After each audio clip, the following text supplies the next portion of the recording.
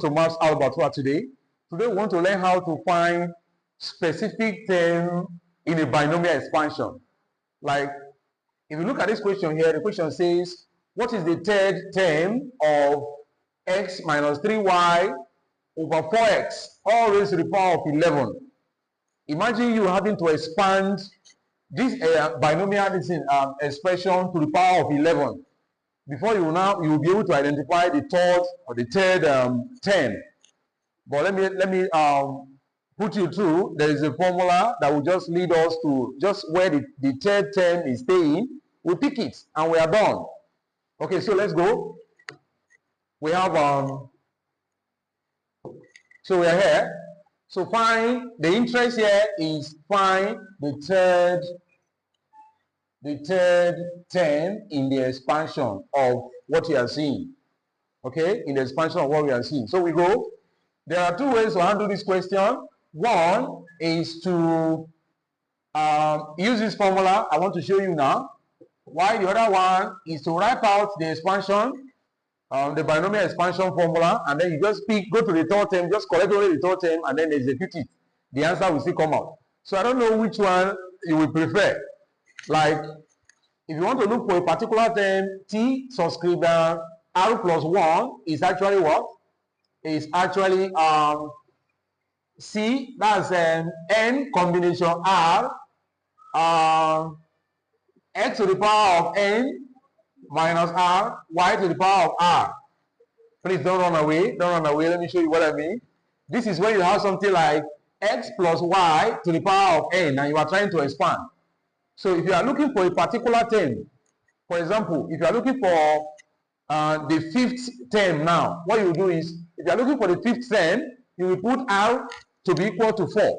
So that when you do 4 plus 1, you get a 5. So that's what the formula is talking about. If you don't want this, you can, just like I said before, you can write out the expansion of this one down to the term you are looking for. So you collect only that term and then you now work it out. The answer will still come out.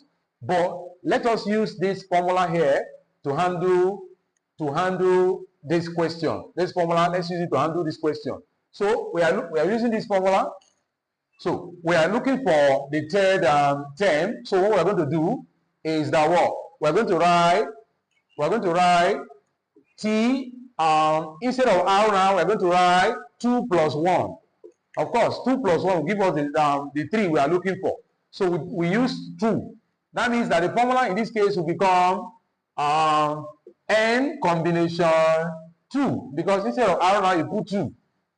Then, sorry, I'm coming. Let me bring out the question first.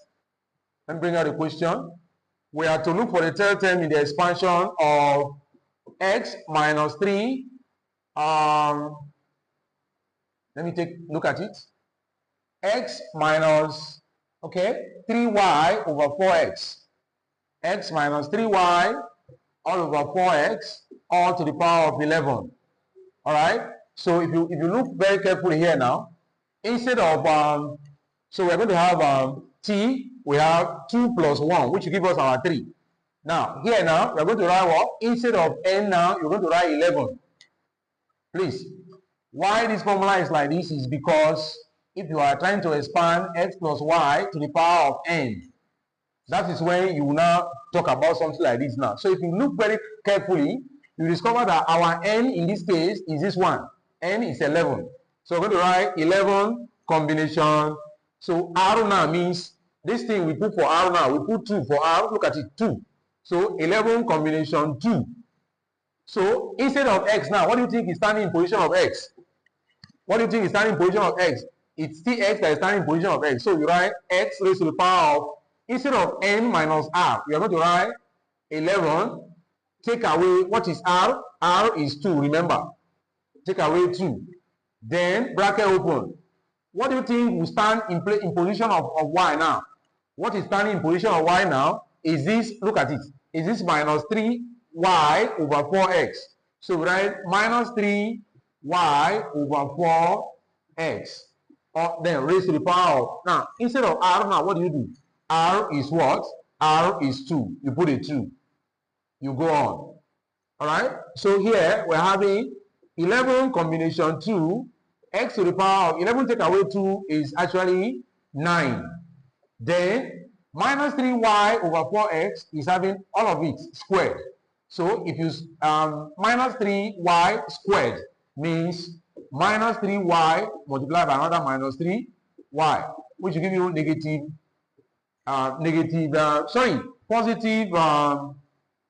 positive 9y squared.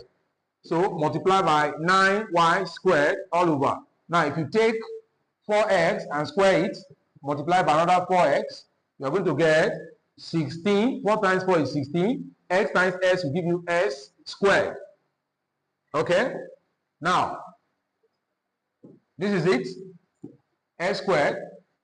Okay? Now, we are meant to evaluate this one now. What's the meaning of 11 combination 2? We go now. It means 11 factorial. This symbol is factorial all over. We now do 11. Go ahead and do 11 minus 2. So 11 minus 2 factorial, and then this other 2 that is here, repeat it. So 2 factorial. Then don't forget x raised to the power of 9 multiplied by 9y squared all over 16s squared. Okay? So this is it. Now this is equal to, all right, so here you have 11 factorial all over 11 minus 2 is 9 factorial, then 2 factorial, go on, x raised to the power of 9 multiplied by 9y squared all over 16s squared. Okay, keep following as we enjoy the lesson together. Okay, over here 11 factorial means 11 times, you'll be doing backward multiplication. So 11 after 11, that is 11 minus 1 will give you 10. After 10, 10 minus 1 will give you 9. So stop at 9 factorial. That's because you have 9 factorial on that for you to cancel. All over 9 factorial times 2 factorial means 2 times, what's the next number after 2? 1. Please, you don't get to 0. If you get to 0, every other thing here will become 0. Alright? So multiply by x raised to the power of 9 times y raised to the power of what? Y squared all over 16s squared. Alright, so this cancel this, and then if you check very well, 9 factorial cancel 9 factorial, 2 here, 1, how many 2 is in 10? You have 5. So we're almost there. Multiply now, 11 times 5, you're going to give you 55. Now multiply by this one here is actually 9x to the power of 9, y to the power of 2, all over 16s squared.